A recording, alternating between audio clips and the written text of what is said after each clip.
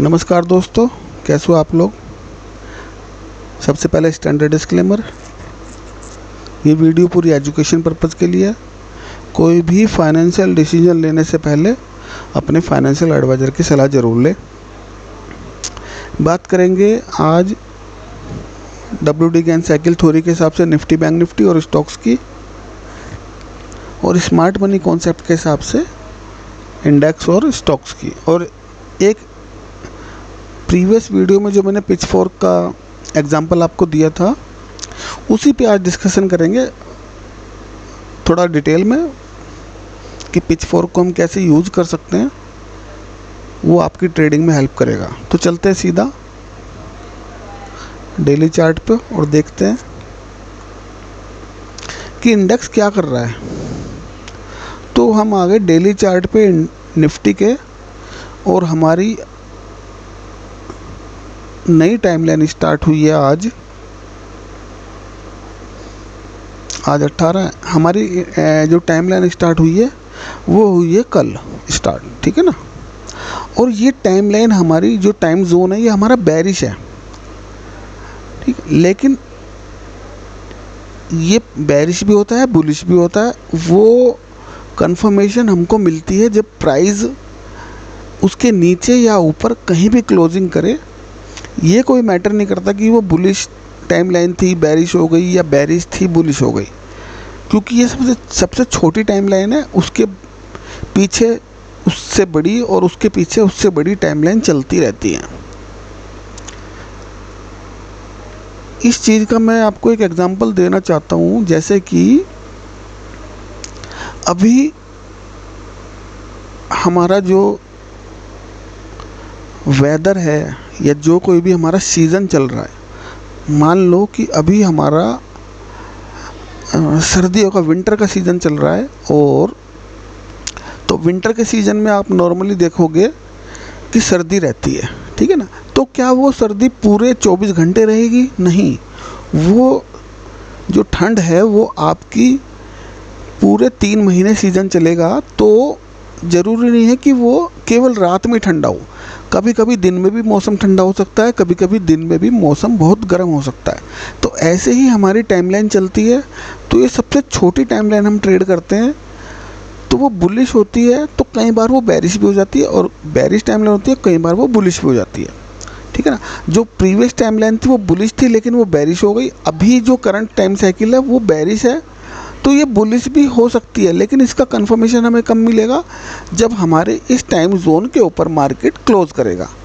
तो निफ्टी तो अभी इस टाइमलाइन को के सेंटर में आया, मतलब इसके अंदर आ गया, और बैंक निफ्टी ने प्रॉपर इसके ऊपर क्लोजिंग कर दी है ना, टाइम जोन के। कल की क्लोजिंग के कल के दिन के हाई और लो नोट करके एक जोन बना लेना, और उस जोन के ऊपर जो भी इंडेक्स ट्रेड करे, ऊपर करेगा तो बुलिश रहेगा, नीचे करेगा तो बेरिश रहेगा। और दोनों इंडेक्स ऊपर करेंगे तो सुपर बुलिश हो जाएंगे, दोनों इंडेक्स नीचे क्लोजिंग करेंगे तो सुपर बेरिश हो जाएंगे, ठीक है। तो सबसे छोटी टाइम साइकिल हमें बता देती है कि करंट टाइम हमें बुलिश रहना है या बेरिश रहना है।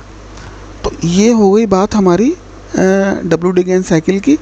और इसमें आप लेवल्स नोट कर लो कि अगर ये टाइमलाइन हमारी कंटिन्यूटी में रहती है, यानी कि बेरिश है और बेरिश रहती है, तो हमें प्राइस मिलने वाला है 24,101 का, ठीक है ना। और अगर ये क्लोजिंग कर देता है तो हमें प्राइस कौन कौन सा मिलेगा? 25,360, 26,000 और इससे ऊपर 26,650, और इससे ऊपर भी मिल सकता है 26। ये एक्सट्रीम है। तो मैं लेवल बॉटम के और एक्सट्रीम के लगाता हूँ हमेशा कि कहाँ तक इन 15 दिन के अंदर प्राइस जा सकता है, ठीक है ना। इसके नीचे क्लोजिंग हुई तो इसके नीचे और भी जा सकता है, क्योंकि यहाँ पर इसके बाद ये आ जाएगा 23,600 के आसपास। तो जब यहाँ पहुँचेगा तो कोई नई अपडेट मैं आपको डाल दूंगा, लेकिन अभी मेरे को ये दिख रहा है कि मार्केट ये नया ATH लगाने जा रहा है शायद, ठीक है ना। आज की क्लोजिंग, आज का लो इम्पोर्टेंट है। आज का लो के नीचे क्लोजिंग नहीं होनी चाहिए, और क्लोजिंग नहीं हुई तो ये कुछ स्पीड में ऊपर जा सकता है, ठीक है ना। बैंक निफ्टी को देखते हैं। बैंक निफ्टी अच्छा खासा बुलिश है, और इसने टाइम जोन के ऊपर क्लोजिंग कर दी है, ठीक है ना। तो लेवल्स आपके लगे हुए हैं 52,900, 54,100 और इसके ऊपर भी 55,300।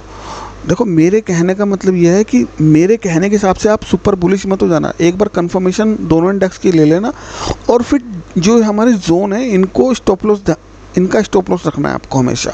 अगर आप बुलिश हो और इंडेक्स खड़ा है 52,000 पे, तो हमारा स्टॉप लॉस क्या होगा 51,800 के नीचे।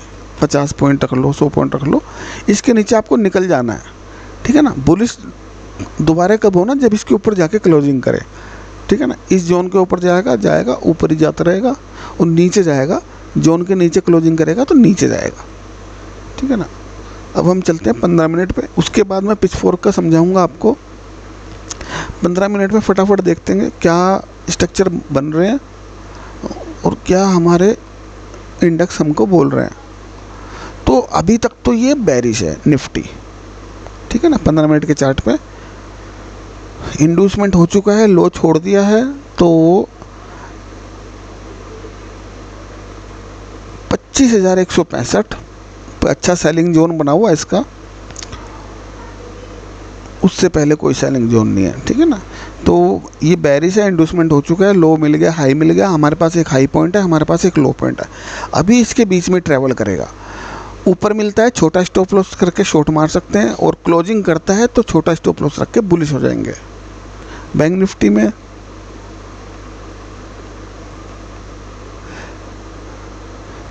में बेरिश है और सेलिंग जोन पे खड़ा है। ये हमारा सेलिंग जोन है 52,250 के आसपास, ठीक है ना।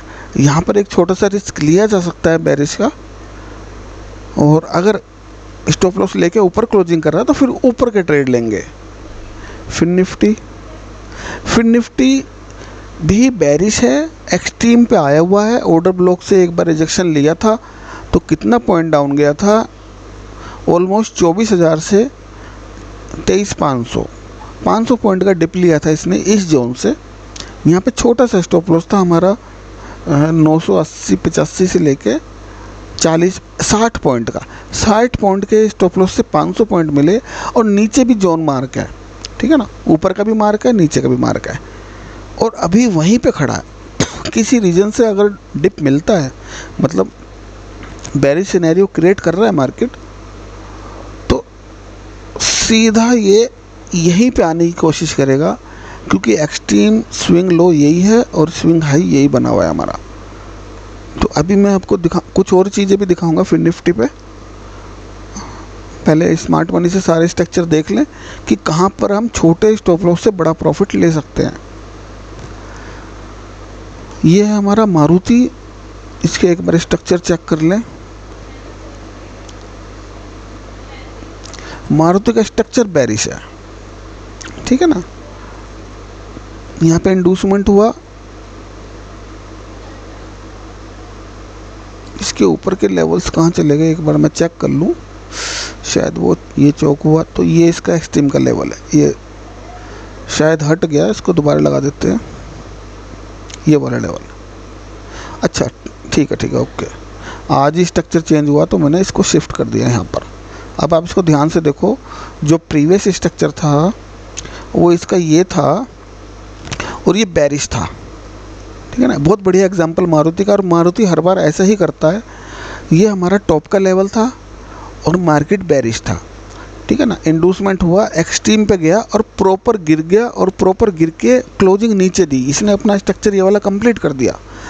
इसके बाद जब इसने नीचे क्लोजिंग दे दी तो ये इसका नया स्ट्रक्चर बन गया। अब हमारा चौक का लेवल ये है, और बॉस का लेवल अभी बनेगा, और इंड्यूसमेंट का लेवल इसका ये है। शायद इसने लिया या नहीं लिया, देखते हैं एक बार। इंड्यूसमेंट अभी इसका पेंडिंग है, ठीक है ना। तो एक बार इंड्यूसमेंट हो जाने दो इसको। यहाँ पर इंड्यूसमेंट होते ही ये क्या करेगा, फिर अगेन दोबारा वहीं जाएगा, यहाँ पर अपने बॉस के लेवल पे। अब इसका बॉस का लेवल है 13,500-600 के आसपास। तो उससे पहले हमें एक अच्छा स्विंग दिख रहा है ये वाला, यानी कि 13,000 के आसपास ये एक बार यहाँ से डिप ले सकता है। तो कहने का मतलब ये कि मारुति ने अपना स्ट्रक्चर कंप्लीट किया, बेरिश था, एक्सट्रीम पे सारी लिक्विडिटी ग्रैब की, और अगेन मार्केट 12,000 पे आया और इसने यहाँ पर चौक कर दिया। देखो क्लोजिंग इसके नीचे मिल गई, यहाँ पर यहाँ क्लोज हुआ और ये दोबारा इंड्यूसमेंट करके वापस ऊपर जाना चाहता है। ये हमारा काउंटर ट्रेड होगा, लेकिन काउंटर में थोड़ा रिस्क होता है। मेन ट्रेड को ये आप पकड़ोगे, मेन ट्रेड हमारा ये था, यहाँ से हमें बेचना था, ठीक है ना। जिसने यहाँ से 13,500 से बेचा होगा, आज 12,000 पे खड़ा है मार्केट, तो 1500 पॉइंट मिले और दिन भी ज़्यादा नहीं लगा इसने। 27 सितंबर और 27 अक्टूबर हुआ नहीं, 20 दिन के अंदर ये नीचे आ गया।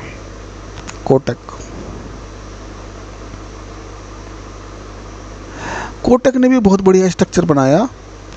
कोटक हमारा बुलिश है, इंड्यूसमेंट हुआ, इंड्यूसमेंट होने के बाद एक्सट्रीम पे आया। हालांकि इंजीनियर की लिक्विडिटी लेके गया, ये बॉटम पे नहीं आया।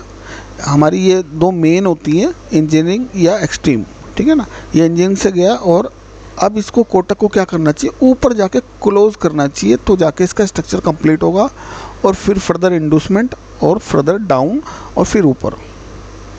रिलायंस को देखते हैं। रिलायंस बेरिश है, रिलायंस बेरिश है, लेकिन बेरिश होने के लिए अगर हम इसको सेल करना है तो हमें इसको एक्सट्रीम पे आने का इंतज़ार करना पड़ेगा यहाँ पर, ठीक है ना। यहाँ पे छोटा स्टॉप लॉस रख के हम इसको सेल कर सकते हैं। सन फार्मा बुलिश है, ठीक है ना। यहाँ पे इंड्यूसमेंट यहाँ पे हुआ तो बुलिश है, और बुलिश होने के बाद 1960 से और ये मेजर नीचे डाउन तक आया।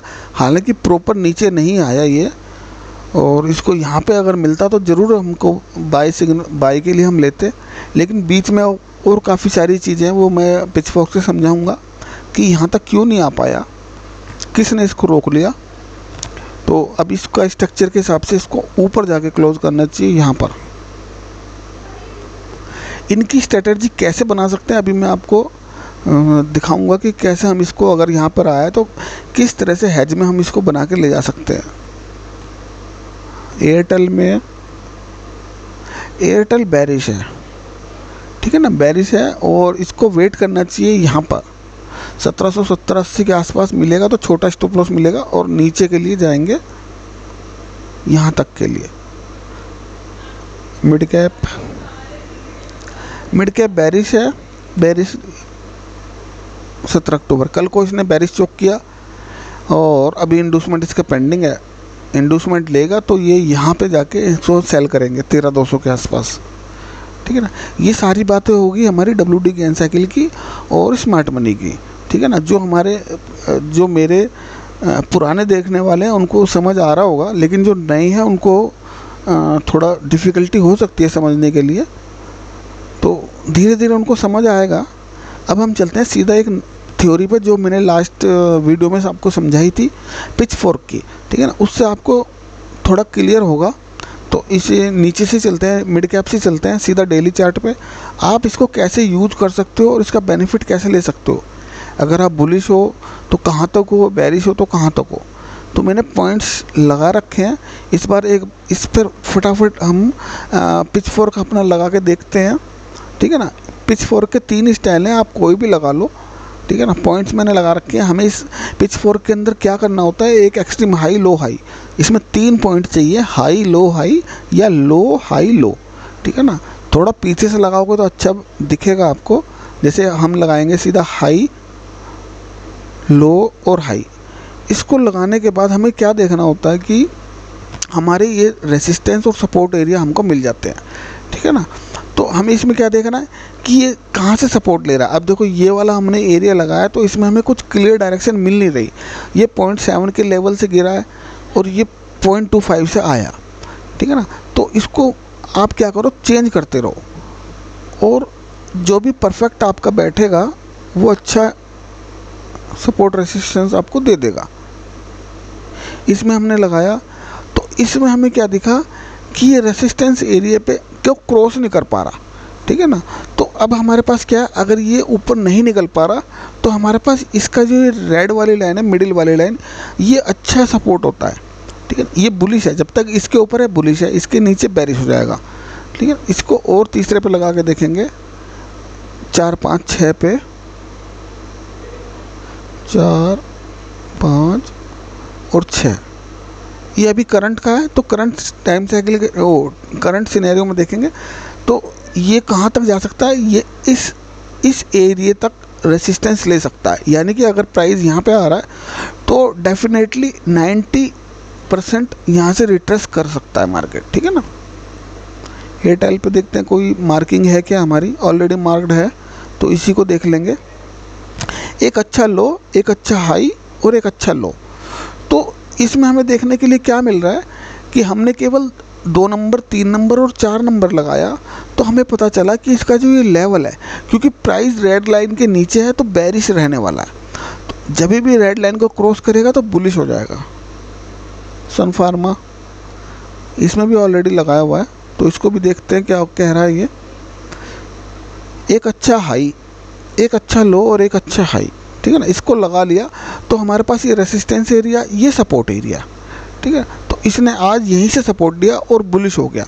तो अगर इन जगहों पे हमारा आ रहा है तो छोटा सा स्टॉप लॉस रख के हम ऊपर या नीचे की पोजीशन बना सकते हैं। रिलायंस में कोई मार्किंग नहीं है।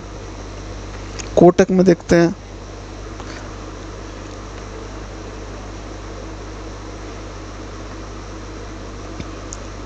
कोटक में मार्क हैं 1 2 3 4 5।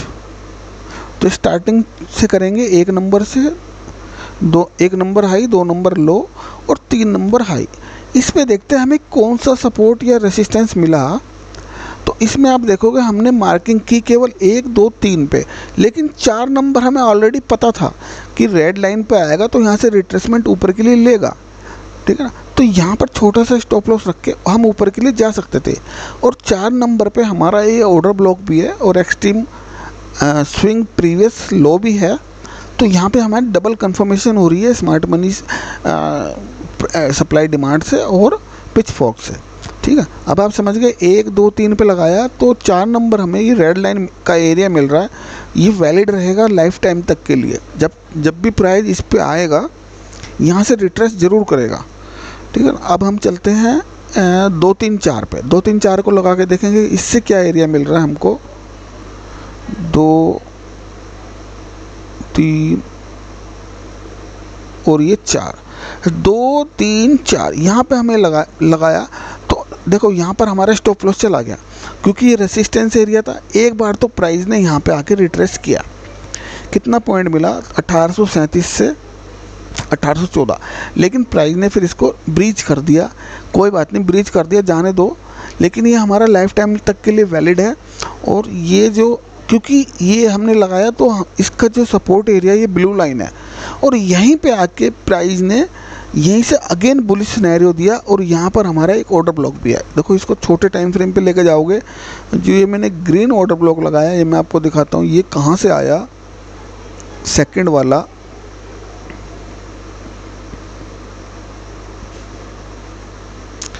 ये वाला एरिया, इसको थोड़ा बड़ा कर ले पहले।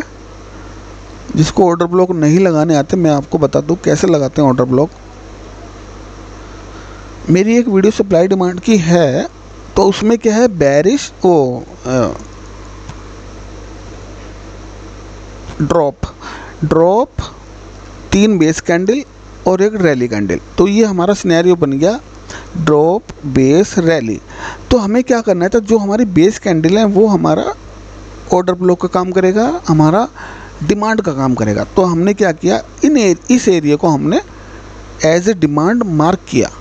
तो जब भी प्राइस इस एरिया पे आएगा वहाँ से प्राइस डिमांड ले लेगा, यानी कि रिवर्सल ले लेगा। यहाँ से लिया, ये रिवर्सल पूरा लिया। और अभी इसी को थोड़ा समझते हैं कोटक को। यहाँ पर देखो आप, यहाँ से प्राइस ने रिवर्सल लिया और यहाँ पर हमारा ये वाला ऑर्डर ब्लॉक काम किया इसने। यहाँ से प्राइस फिर गिर गया और अब जा रहा है ऊपर। ऊपर में ये एरिया, ये वाली जो कैंडल बनी हुई है, ये हमारी सप्लाई की कैंडल है। इसको मार्क करोगे तो यहाँ से ज़रूर प्राइस एक बार, हालांकि एरिया तो यहाँ से लेके यहाँ तक का है, लेकिन एक्सट्रीम वाला ये है। तो यहाँ से प्राइस ने रिट्रेस किया और देखो इसको फेल भी कर रहा है, ज़्यादा नहीं इसको कर पाया, 1880 से 20 पॉइंट दे पाया, इसको ज़्यादा पॉइंट देने चाहिए थे क्योंकि अच्छा एरिया था ये वाला। और अभी कहाँ से रिट्रेस ले रहा है ये, इस कैंडल से ले रहा है ये, लेकिन ये कैंडल ना हमारी टेस्ट हो चुकी है, फिर भी हम मार्क कर लेते हैं ये वाला एरिया। इसका लो है हमारा, एक बार चेक कर लें।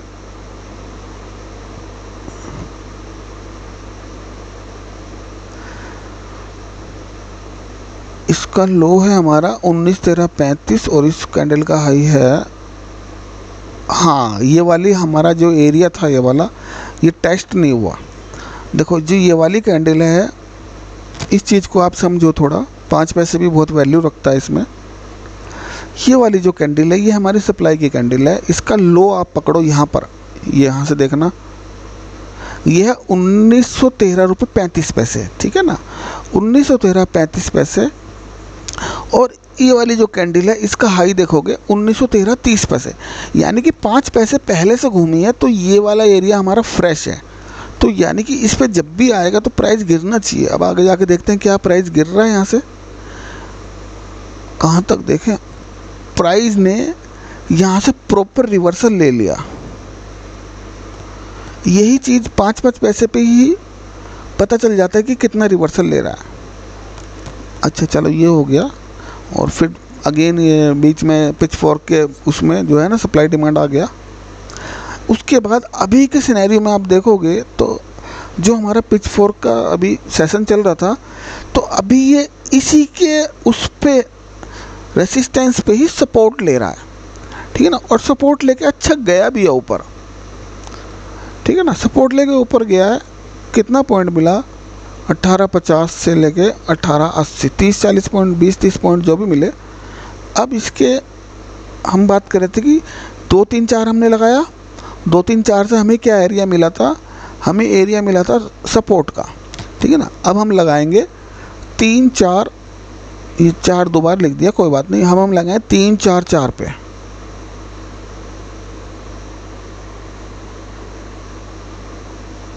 तीन चार, इस पे देखते हैं हमें कुछ मिलेगा क्या या नहीं मिलेगा।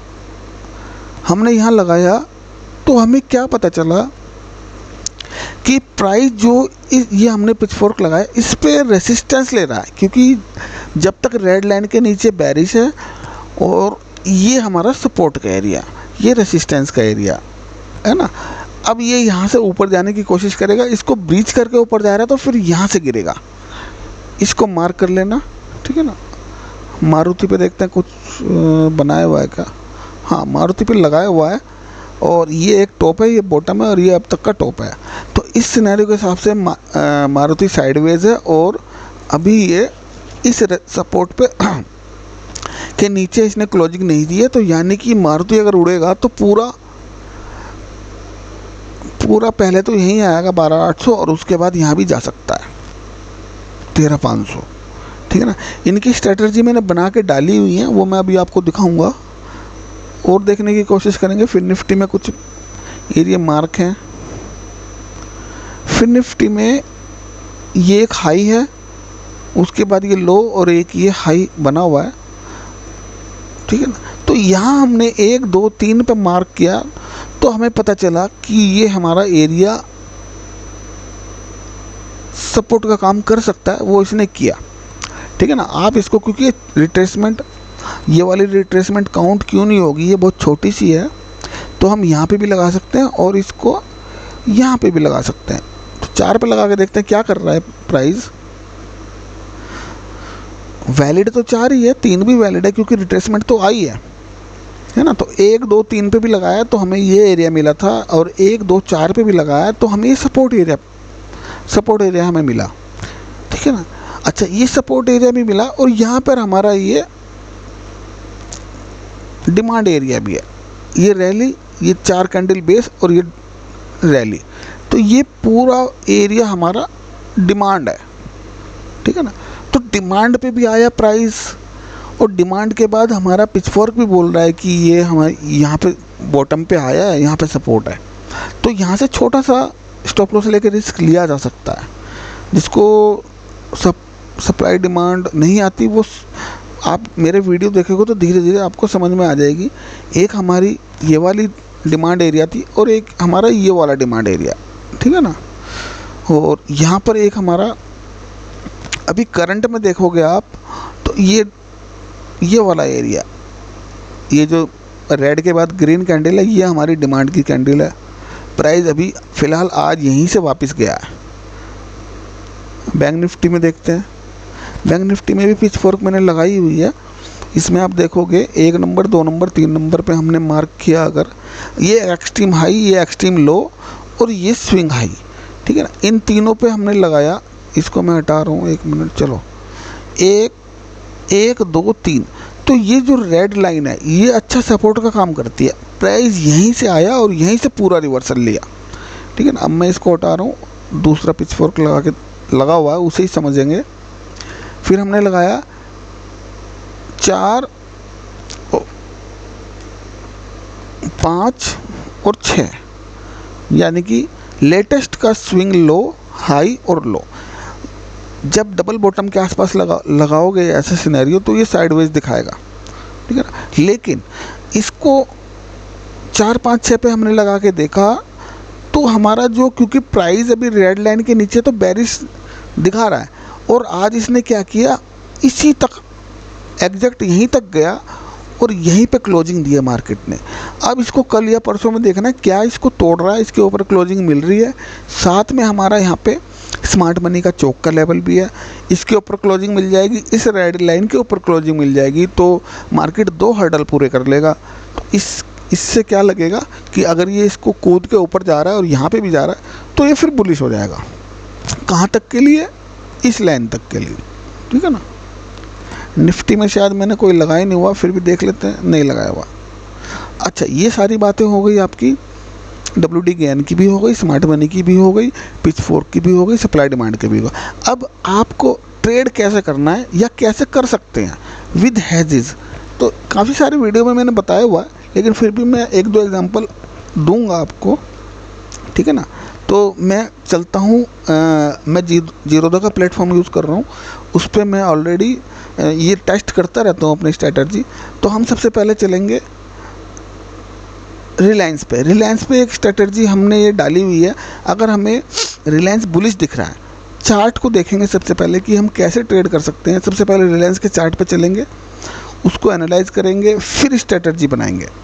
रिलायंस का चार्ट मेरे को क्या कह रहा है कि ये एक स्ट्रॉन्ग सप्लाई डिमांड एरिया पे खड़ा हुआ है। हम, ये डेली चार्ट है, डेली चार्ट पे ड्रॉप, बेस और रैली, ठीक है ना। ये आप देखो, ये लगी हुई है, इसके नीचे ये वाला है, ठीक है ना। अब हम, क्योंकि इसके ऊपर सारा कंज्यूम हो चुका है, लेटेस्ट हमारे पास यही बचा हुआ था। और मार्केट देखो रिलायंस कहाँ से आ रहा है, सप्लाई एरिया से आ रहा है। और सप्लाई एरिया से कैसे आ रहा है ये भी समझो, जो समझने वाला होगा वो समझ जाएगा। ये टॉप था, ठीक है ना, मार्केट का। प्राइस ने ड्रॉप दिया और गैप डाउन दिया, ठीक है। गैप डाउन और गैप अप की थ्योरी भी एक अलग है। तो गैप डाउन हुआ या चाहे गैप अप हुआ, वो बहुत ही टाइम बाद फिल होते हैं। अब देखो एक्सट्रीम पे था, गैप डाउन मिला, और ये मार्क मैंने जब ही किया, ठीक है ना। इसको जब तक मार्केट क्लोज, इसके ऊपर क्लोज नहीं कर रहा, रिलायंस बुलिश नहीं होने वाला। यहाँ से 2700 से 3000 तक 200-300 पॉइंट में कोई बुलिश नहीं हो रहा स्टॉक, ठीक है ना। बुलिश कब होगा, जब इस गैप को फिल कर देगा। इससे पहले भी गैप आ गए, इससे पहले भी गैप आ गए, यानी कि एक गैप हमारे पास ये भी है, ये वाला, ठीक है। और गैप तो और भी हैं, चलो ये छोटे मोटे गैप हैं, लेकिन जो मेन हमारे गैप हैं रिलायंस में, वो हमारा ये वाला गैप अभी फिल नहीं हुआ। एक बार टेस्ट हो गया, टेस्ट होने के बाद लेकिन प्रॉपर क्लोज नहीं कर पाया। तो जब तक इसके ऊपर नहीं जा रहा, उसके बाद इसके ऊपर नहीं जा रहा, रिलायंस का प्राइस अभी 2900, क्योंकि ये बीच का गैप है तो इसको क्रॉस करने में इसे दिक्कत नहीं होनी चाहिए। तो हमारे टारगेट क्या है, 3000 के, या फिर हमारे टारगेट है 2900 के, और ये सपोर्ट पे खड़ा है।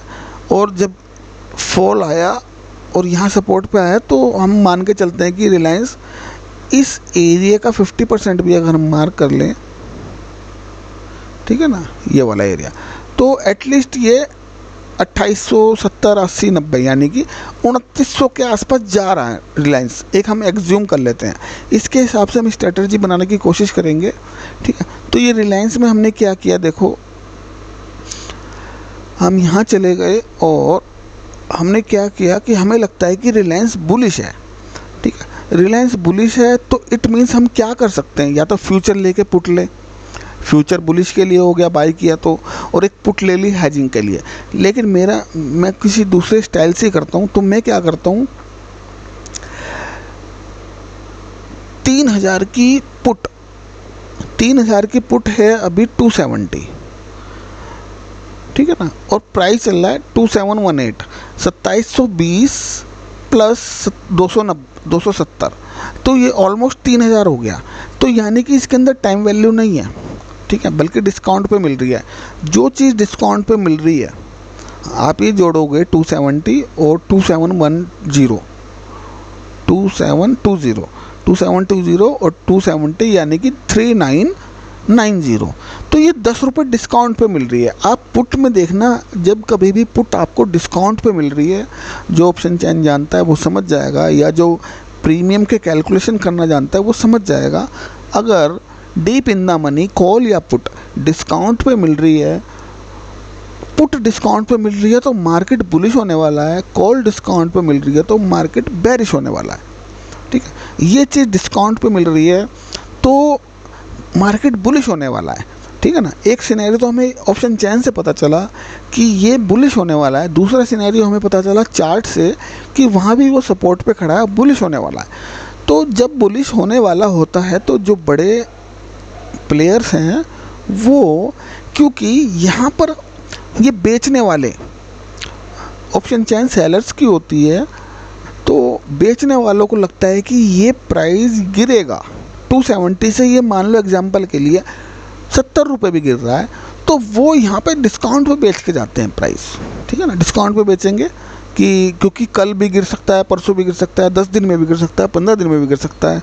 तो वो डिस्काउंट पे इसलिए रखते हैं कि भाई हमारा माल ले लो आप, क्योंकि ये ख़राब ही होने वाला है, ठीक है। जैसे कोई सब्ज़ी लेने जाओ और क्योंकि वो तो पेरिसेबल आइटम है तो जल्दी ख़राब होने वाली है, तो वो देखता है कि अभी शाम के 8 बजे हैं और 10 बजे तक मार्केट बंद हो जाएगा, 2 घंटे में मेरा जितना भी माल है वो बिक जाए, ठीक है ना। चाहे 2, 4, 10 रुपये मैं सस्ता दे दूँ, मेरा नुकसान ना हो, ठीक है ना।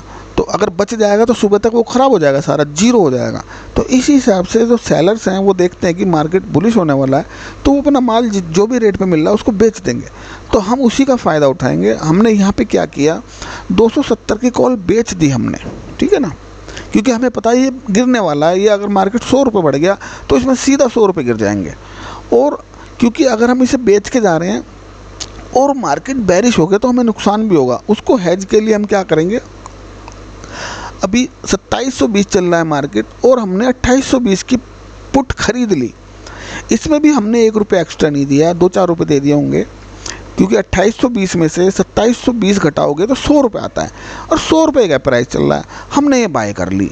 अब हमारा जो पे ऑफ ग्राफ बना वो आपके सामने है।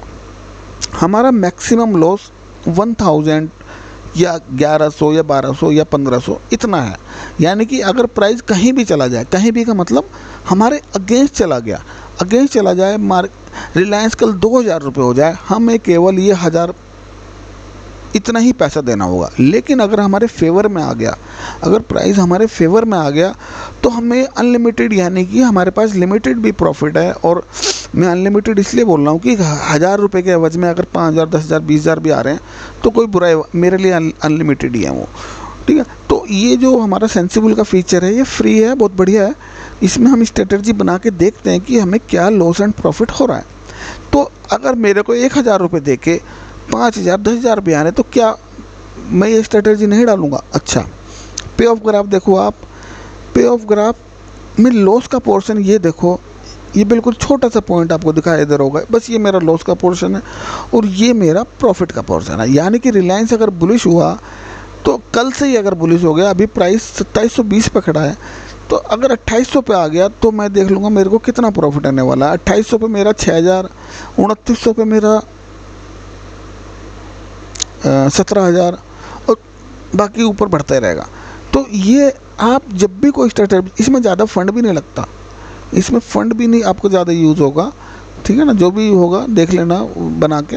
तो मैंने आपको एक ओवरव्यू दिया कि सबसे पहले आप डेली चार्ट को एनालाइज करके प्राइस देखो कि क्या ये बुलिश होने वाला है, ये इसमें बेरिश की भी बन जाएगी, है ना, सेम 1,000 2,000 3,000 रुपये का लॉस लेके मैक्सिमम प्रॉफिट का भी बन जाएगा, ठीक है। तो ये हो गया रिलायंस का। अब देखते हैं और क्या है मेरे पास। रिलायंस के बाद मेरे पास क्या है, हाँ, एक मारुति का चार्ट पे चलते हैं सबसे पहले और चार्ट को एनालाइज करेंगे कि ये क्या कह रहा है। मारुति का चार्ट जो है, इसने एक एक्सट्रीम स्विंग से क्लोजिंग ऊपर दी है और यहाँ पर टर्टल सूप भी इसने बनाया, ठीक है ना। टर्टल सूप की भी मेरी एक थ्योरी है, वो मैंने आपको समझाई हुई है, आप सर्च कर लेना टर्टल सूप से मेरे चैनल पे जाके। तो इसके अकॉर्डिंग भी ये मारुति बुलिश है। और कहाँ तक देखो, अगर हम यहाँ तक पकड़ते हैं 12,800 13,000 तक, तो अब हमने चार्ट से एनालाइज कर लिया कि मारुति बुलिश है, मान लिया एग्जांपल। अब हमें इसकी स्ट्रेटजी डालनी है कि मेरे को लॉस कम हो और मेरा प्रॉफिट ज़्यादा हो। लॉस मेरा 1,000 2,000 से ही हो और मेरा प्रॉफिट मैक्सिमम होना चाहिए। तो इसमें ये दो स्ट्रेटजी डली हुई है, मैं आपको एक एक करके दिखाता हूँ। पहले तो मैं ये दिखाता हूँ आपको, ये वाली 27 रुपये और 16 वाली, इसको मैं ऑप्शन में खोल रहा हूँ। ये स्ट्रेटजी मेरी क्या कर रही है, मैक्सिमम लॉस 1400 और प्रॉफिट 14,000। तो अगर जा रहा है 1400 लेके जाएगा और दे के जाएगा तो मेरे को 5,000 6,000 4,000 3,000 8,000 10,000 12,000 14,000 मैक्सिमम है, तो वो दे जा सकता है। आप इसका ग्राफ देख लो, है ना, ये लॉस का पोर्शन है और ये प्रॉफिट का है। और नीचे गया तो मुझे 1400 देने पड़ेंगे, ऊपर गया तो मेरा प्रॉफिट बढ़ता रहेगा। सेकंड पोजीशन मेरी क्या है इसके अंदर, ये वाली,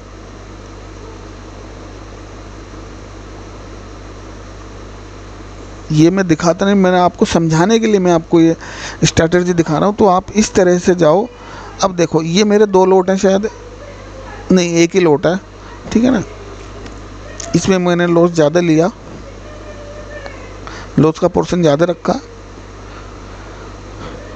3,000 का लॉस, और इसमें मेरे को मैक्सिमम 20,000 का प्रॉफिट हो सकता है, ठीक है ना। ये लॉस हमेशा छोटा रखना चाहिए, चाहे 1 चला जाए, चाहे 2 चला जाए, चाहे 4 चले जाए, लेकिन जिस दिन भी एक ही स्ट्रेटजी प्रॉफिट देगी तो आपको दे देगी। ये हो गया हमारा रिलायंस। अब मैं चलता हूँ आपको लेके, मारुति हो गया। फिर निफ्टी का चार्ट क्या बोल रहा है, फिर निफ्टी का चार्ट बेरिश बोल रहा है। कैसे बोल रहा है, 15 मिनट पर जाते हैं। फिर निफ्टी का चार्ट हमें क्या बोल रहा है, एक में स्मार्ट मनी से देखोगे आप अगर, तो ये चौक के लेवल पे खड़ा है, ठीक है ना। ये बेरिश है, यहाँ इंडूसमेंट हुआ, ये बेरिश है। और यहाँ पर क्या है, एक सप्लाई एरिया भी है, और सप्लाई एरिया से सप्लाई ले रहा है धीरे धीरे। तो यानी कि इसका सिनेरियो बेरिश है। उस हिसाब से मैंने इसमें एक बेरिश स्ट्रेटजी डालने की कोशिश की है, वो मैं आपको दिखा रहा हूँ। रुक जाओ, इसको कैसे दिखाया, ये और ये, ठीक है ना। इस पर हम चलते हैं ऑप्शन। एक फ्यूचर मैंने शॉर्ट किया, 2 फ्यूचर शॉर्ट किए, सुनो, 2 लोट फ्यूचर शॉर्ट किए और साथ में एक हेज डाल दिया। इसमें मेरा मैक्सिमम लॉस 1500-1600 रुपये पर लोट है और प्रॉफिट मेरा अनलिमिटेड है, ठीक है ना। यहाँ पे मेरा लॉस छोटा है और कल से गिरना चालू हो गया ये, तो मुझे ये प्रॉफिट देना स्टार्ट कर देगा, अनलिमिटेड प्रॉफिट देगा। अनलिमिटेड मतलब कोई लिमिट ही नहीं है प्रॉफिट की। और देखता हूँ कुछ है क्या इसमें। फिर निफ्टी हो गया,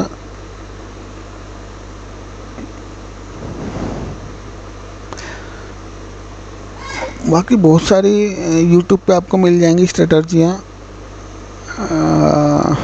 एक ही निफ्टी की स्ट्रेटजी बहुत अच्छी थी, ये भी आप समझो। इसमें मैंने क्या किया था, मैं अभी आपको समझाता हूँ। फ्यूचर मेरा लुक निफ्टी का अगर बुलिश है तो मैं फ्यूचर बाय करूँगा, ठीक है ना। इसको बना के देखते हैं, निफ्टी की एक स्ट्रेटजी बना के देखते हैं। और अगर मेरा व्यू निफ्टी के लिए बुलिश है शॉर्ट टर्म के लिए, तो नॉर्मली लोग फ्यूचर बाय करते हैं, ठीक है ना। हमने फ्यूचर क्या किया, यहाँ पे बाय कर लिया। अच्छा, बाय तो कर लिया, लेकिन अगर नीचे गया तो लॉस होगा। अच्छा, अब हम जाते हैं कि नियर एक्सपायरी में प्रीमियम चेक करते हैं हम, क्योंकि 24,854 पे हमने फ्यूचर बाय किया, तो एटलीस्ट 25,000 पे हम एक ये बाय करेंगे। तो हमारे यहाँ पे लॉस 2,000 आ रहा है, ये भी अच्छा है, लेकिन ये केवल कितने दिन के लिए है, 22-24 अक्टूबर के लिए। लॉस का पोर्शन छोटा है, प्रॉफिट का अच्छा है, लेकिन अगर नहीं भागा 2-4-10 दिन में तो हमें लॉस होने वाला है। इसका तरीका और भी है मेरे पास। हम चले जाते हैं, ये अभी चल रहा है 24 अक्टूबर, आप चले जाओ 28 नवंबर में। हमें 25,000 की पुट लेनी थी, हम 25,000 की पुट यहाँ ले लेंगे, ठीक है ना। ये ज़्यादा दिखा रहा है, लेकिन ये इतना आएगा नहीं। लेकिन अब होगा क्या, हमारे की पुट की वैल्यू अगर मार्केट ऊपर भी आया ना, तो ये 375 की वैल्यू में ज़्यादा फ़र्क नहीं पड़ेगा। आप देखना इसको, क्योंकि ये अगले महीने की है और हमें केवल 200 रुपये ज़्यादा देके ये पुट मिल रही है, ठीक है। ऊपर भागेगा तो हमें फ्यूचर प्रॉफिट देगा, नीचे भागेगा तो हमें पुट प्रॉफिट देगी, ठीक है। एक ये नई स्ट्रेटजी है, ये आप देखना लगा के। तो ऑलमोस्ट सारी चीज़ हो गई कवर, है ना। होपफुली आपको समझ आया होगा, और कुछ समझ ना आए तो कमेंट में डाल देना भाई, अगले वीडियो में समझा दूंगा। तो मिलते हैं नेक्स्ट वीडियो में। थैंक यू दोस्तों।